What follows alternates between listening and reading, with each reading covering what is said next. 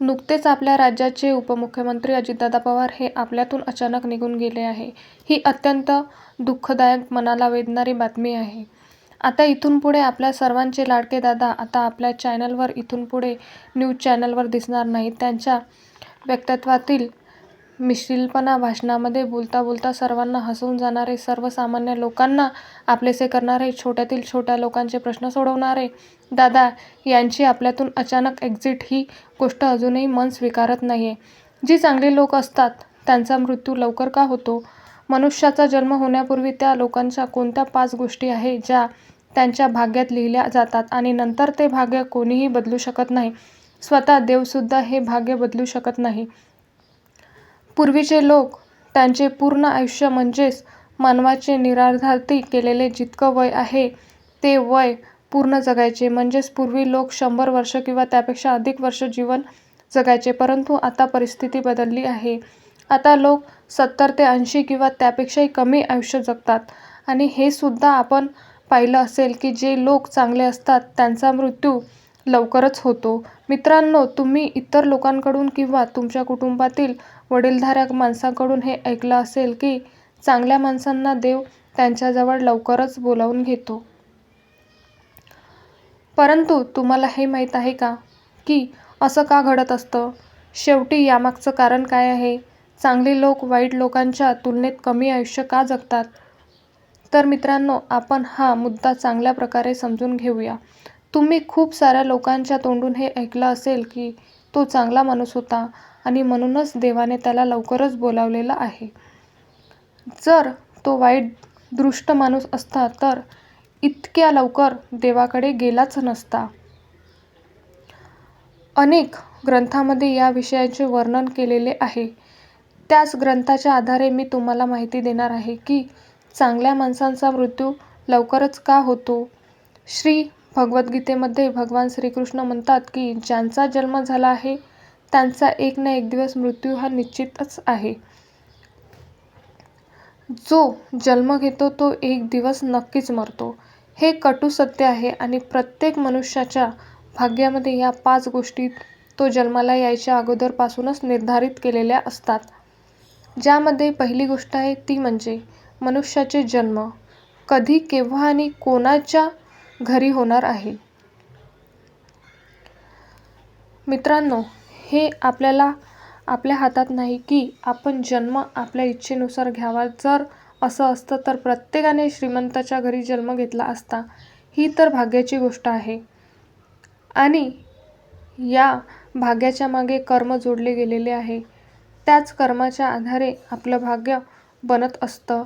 दुसरी गोष्ट आहे मनुष्याचा विवाह कधी, कुठे आणि कोणासोबत होणार. मित्रांनो, कधी तुम्ही हे पाहिलं असेल की तुम्हाला विवाह कोणा दुसऱ्यासोबत करायचा असतो आणि तुमचा विवाह कुठल्या दुसऱ्याच व्यक्तीसोबत होत असतो. हे सर्व विधिलिखित आहे. तिसरी गोष्ट आहे मनुष्याकडे धनसंपत्ती, रुपये, पैसे किती असतील. मित्रांनो, मेहनत तर सर्वजण करतात. श्रीमंत तर प्रत्येकाला बनायचं असतं. परंतु काही लोक असे असते त्यांना ताबडतोब यश मिळतं, तर काही लोक उशिरा यशस्वी बनतात. अशाच प्रकारे मेहनत करून काही लोक लवकरच श्रीमंत बनतात, तर काही लोक तेवढीच मेहनत करूनही फक्त त्यांचा रोजचा खर्च चालू शकेल एवढंच धन कमावू शकतात. कधी कोणाला आकस्मिक धनाची प्राप्ती होते, तर कोणाला त्यांचा वाढ वडिलांना त्यांची संपत्ती मिळते. मित्रांनो, चौथी गोष्ट आहे मनुष्य किती बुद्धिमान, किती विद्वान, किती ज्ञानी असेल. मित्रांनो, एक गुरु त्यांच्या सर्व शिष्यांना सारखीच विद्या प्रदान करत असतो. परंतु जो बुद्धिमान शिष्य असतो तो त्या विधीला लवकरच ग्रहण करतो. परंतु जो कमी बुद्धिमान असतो तो त्याच्या बुद्धीनुसार कमी शिक्षेला ग्रहण करतो. देवाने सर्व मनुष्यांना एकसारखं बनवले आहे. सर्वांच्या शरीराची रचना एकसारखी आहे. एक डोकं, एक डोळा, एक नाक, एक विचार करण्याचा मेंदू, यामध्ये बुद्धी दिलेली आहे. या जगामध्ये कोणी जास्त बुद्धिमान आहे तर कोणी कमी, तर काही लोक मूर्खाच्या श्रेणीत सुद्धा येतात. पाचवी गोष्ट आहे मनुष्याचा मृत्यू कधी, केव्हा आणि कुठे होईल. मनुष्याचा मृत्यू हा त्यांचा जन्म घेण्यापूर्वीच त्यांच्या भाग्यामध्ये लिहिलेला आहे. तर या 5 गोष्टी मनुष्याचा जन्म घेण्यापूर्वी देवाने मनुष्यासाठी निर्धारित केलेल्या असतात आणि या गोष्टी अटळ आहे. या गोष्टींना कोणीही बदलू शकत नाही. मित्रांनो, भाग्य बनते कर्मापासून. त्यामुळे कर्म प्रधान आहे आणि मागील जन्माच्या आधारावर आपलं भाग्य बनत असतं. कर्म आणि भाग्य आपण पुढील उदाहरणाद्वारे समजून घेऊया. एक विद्यार्थी परीक्षा देतो. तो विद्यार्थी प्रश्नाचे उत्तर ज्याप्रमाणे लिहितो त्याचप्रमाणे शिक्षण त्याला गुण देत असतात. येथे परीक्षार्थी एक कर्म आहे जो ज्याचं कर्म असतं आणि शिक्षक विधाता आहे जो त्या विद्यार्थ्याला त्याच्या कर्मानुसार गुण देत असतो. अर्थातच त्याच्या कर्मानुसार त्याचं भाग्य लिहिलं आहे. अशा आहे तुम्हाला या उदाहरणाद्वारे कर्म आणि भाग्यामधील फरक समजला असेल. कर्मानेच भाग्याची उत्पत्ती होते. अनेक ग्रंथांमध्ये, पुराणांमध्ये याबद्दल वर्णन देण्यात आले आहे की मागच्या जन्मात केलेल्या कर्मानुसार या जन्मात आपल्याला त्याचे फळ मिळत असतं. काही कर्माची फळं इतिहास जन्मतात मिळतात, परंतु ज्याचप्रमाणे एखादं पात्र जर छोटं असेल तर त्यामध्ये भरणारी वस्तू ही जास्त असेल तर त्या वस्तूला दुसऱ्या पात्रात भरले जाते. त्याचप्रमाणे मनुष्याचे जर आयुष्य कमी असेल आणि त्याचे पाप पुण्य जास्त असतील तर देव त्या पाप पुण्याचं फळ त्याला पुढच्या जन्मात देत असतो. मित्रांनो, मनुष्य कर्म करण्यासाठी फक्त स्वतंत्र आहे. बाकी कर्माचे फळ देव त्याला देत असतो. चांगले कर्म चांगल्या भाग्याला बनवते. अर्थातच चांगले कर्म चांगल्या भाग्याने निर्माण करत असतात आणि म्हणूनच मनुष्याने नेहमी चांगले कर्म करत राहायला हवे, जेणेकरून त्यांचं भाग्य चांगलं बनेल आणि त्यांच्या जीवनात नेहमी सुख समाधान असेल. कारण जर मनुष्याने वाईट कर्म केले तर त्या वाईट कर्मामुळे त्याचे भाग्य हे वाईटच बनेल आणि दुर्भाग्यशाली मनुष्याचे जीवन हे नरकासमान मानले जाते. अनेक कष्ट आणि अनेक त्रास सहन करावा लागतो. ज्या प्रकारे तुम्ही बियाणे पेराल त्याप्रमाणे तुम्हाला फळ मिळणार आहे. जर तुम्ही एखादं फुलझाड किंवा फळझाड लावलं असेल त्यापासून तुम्हाला फुले किंवा फळच मिळणार आहे आणि जर तुम्ही एखादे काटेरी वृक्ष लावलं असेल त्यापासून तुम्हाला त्रास देणारी काटेरी वृक्ष मिळणार आहे. ज्या वृक्षापासून तुम्हाला सावली मिळेल परंतु शरीराला त्रास देणारे काटे सुद्धा त्या वृक्षापासून तुम्हाला मिळतील. त्याप्रमाणे वाईट कृत्य, वाईट कर्म हे थोड्या वेळासाठी सुख प्रदान करतात, परंतु त्या वाईट कर्माचे फळ जे नंतर मिळतं असतं ते फळ मनुष्याच्या अधोगती, मनुष्याच्या नाशाचे कारण बनते. ते फळ मनुष्याला त्या काट्याप्रमाणे टोचत असतात आणि मनुष्याला ते अनेक पीडा देत असतात. मित्रांनो, असे म्हणतात की देवाने ज्याला जितके जीवन दिले आहे तो तेवढेच आयुष्य जगतो. जो जितक्या दिवसांसाठी आला आहे तो या पृथ्वीवर तेवढ्या दिवसासाठीच राहतो. मित्रांनो, कोणत्या गोष्टीचा अभिमान करायचा, कोणत्या गोष्टीचा घमंड करायचं? रुपया, पैसा, धनसंपत्ती आज आहे तर उद्या नाही आहे. राजापासून रंक बनण्यात वेळ लागत नाही. देवाच्या मर्जीशिवाय झाडाचे एक पान सुद्धा हलत नाही. आणि म्हणूनच ही गोष्ट नेहमी लक्षात असू द्या की मनुष्य ही धरती सोडून कधी निघून जाईल कोणीही सांगू शकत नाही. त्यामुळे मनुष्य जेव्हापर्यंत या पृथ्वीवर आहे त्याने देवाची भक्ती करत राहायला हवी, चांगले कर्म करत राहायला पाहिजे, परोपकार, दानधर्म करत राहायला पाहिजे, ज्यामुळे मनुष्याचे कल्याण होते. चला तर आता हे सुद्धा जाणून घेऊया की चांगल्या लोकांचा मृत्यू लवकरच का होतो. मित्रांनो, कुठल्याही चांगल्या व्यक्तीला देव कुठल्या तरी चांगल्या हेतूने या पृथ्वीवर पाठवत असतो आणि जेव्हा त्या व्यक्तींचा उद्देश पूर्ण होतो तेव्हा देव त्याला पुन्हा त्याच्याजवळ बोलावून घेतो. कारण तो व्यक्ती देवाच्या हृदयात, देवाच्या जवळ असतो. तुम्ही हे सुद्धा म्हणू शकता की तो व्यक्ती देवाच्या प्रिय असतो. देवालाही मुळीच वाटत नाही की त्याचं प्रिय व्यक्ती या मायानगरीतून राहो, एखादं पाप करावं ज्यामुळे त्या पापाची त्याला भोगावी लागते. एकंदरीत म्हणायचं झालं तर चांगल्या लोकांचा मृत्यू त्यांच्या चांगल्या कर्मामुळेच लवकर होत असतो. मग अशावेळी लोक म्हणतात की किती पुण्यात्मा व्यक्ती होता, ज्याला देवाने एवढ्या लवकर देवाने आपल्याजवळ बोलावून घेतलेला आहे. मित्रांनो, या कलियुगामध्ये सर्व काही विपरीतच होत आहे. म्हणजे सर्व काही उलटच होत असतं. दाता घरी असतो म्हणजे तो जो दानधर्म करणार आहे तो गरीब असतो, आणि जो लोभी आहे तो धनिक असतो, जो पापी आहे तो दीर्घायुष्य असतो. अर्थातच पापी व्यक्तींचं आयुष्य जास्त असेल आणि जे सत्पुरुष असेल, ते चांगले मनुष्य आहेत, ते कमी आयुष्य जगतात.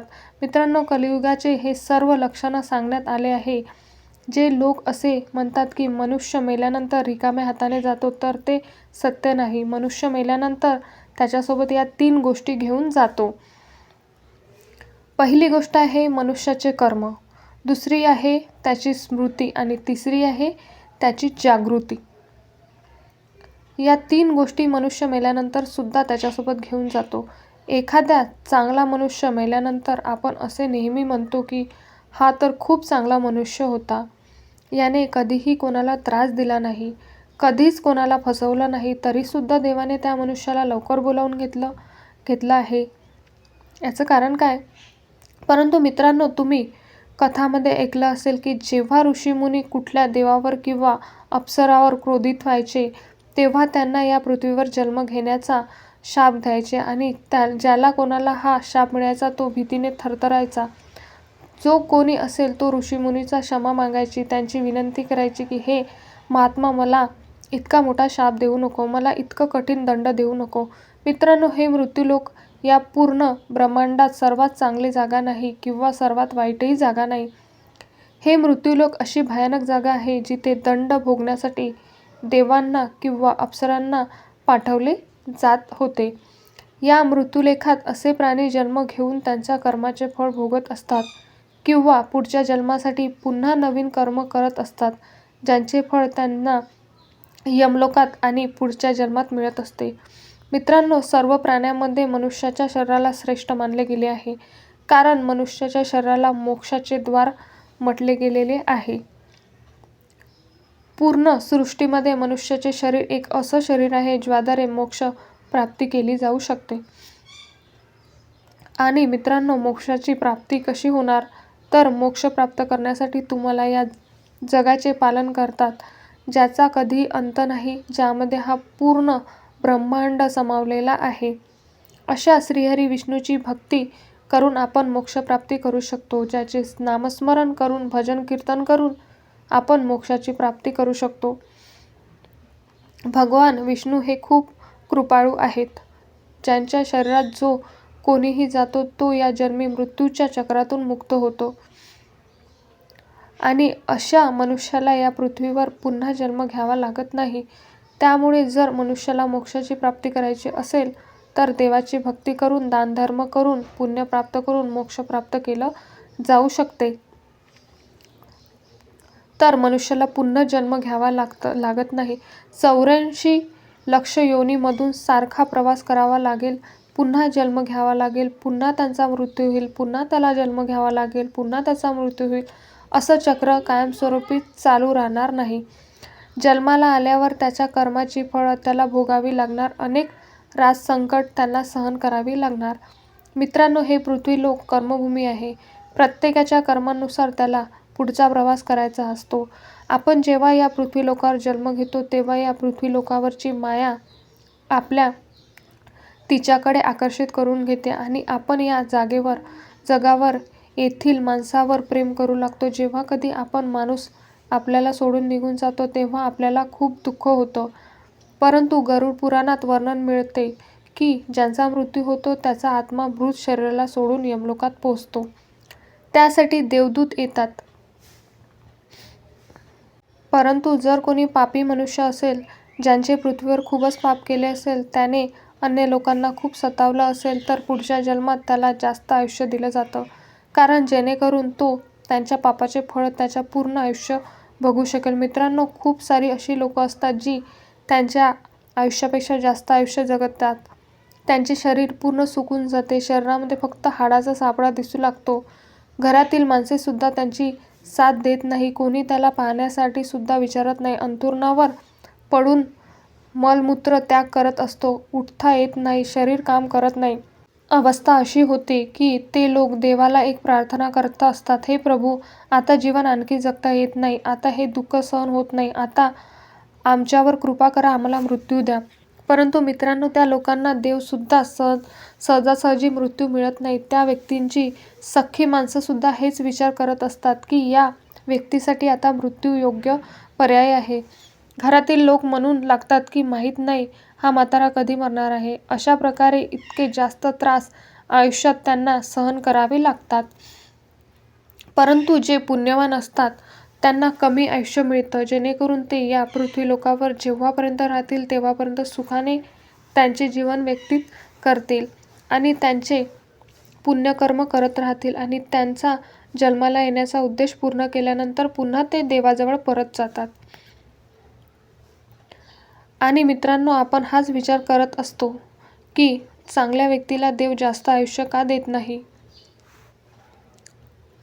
परंतु मित्रांनो, देवाने केलेलं सर्व काही उत्तम आहे. मनुष्याने या पृथ्वीवर जन्माला येऊन जास्त वेळ आयुष्य जगणे हे उद्देश नाही, तर त्याने जन्माला येऊन चांगले कर्म करावे, पुण्यकर्म करावे, दानधर्म करावे आणि देवाची भक्ती करून मोक्षाला प्राप्ती करावी. आपल्याला प्रत्येक वेळी मनुष्याचा जन्म यासाठी मिळतो की आपण स्वतःला ओळखावे, आपण कोण आहोत, आपण या जगामध्ये कशासाठी आलो आहोत हे ओळखून आपण चांगले कर्म करत राहावे. परंतु या मायासागरात मनुष्य डुबून जातो आणि वाईट कर्म करून तो हजारो लाखो वर्ष या 84 लक्ष योनी पार करत राहतो आणि अनेक कष्ट दुःख सहन करत तो इकडे तिकडे भटकत राहतो. मित्रांनो, जर तुम्ही सुद्धा या परमपिता परमेश्वर श्रीहरी विष्णू यांना मानत असाल तर कृपया कमेंट्समध्ये ओम नमो नारायण टाईप करून विसरू नका. व्हिडिओ आवडला असेल तर व्हिडिओला लाईक करा आणि चॅनल सबस्क्राईब करून आम्हाला प्रोत्साहित करा. धन्यवाद. श्री स्वामी समर्थ. जय जय स्वामी समर्थ. तुम्ही व्हिडिओ शेवटपर्यंत पाहिल्याबद्दल तुमचे मनपूर्वक आभार.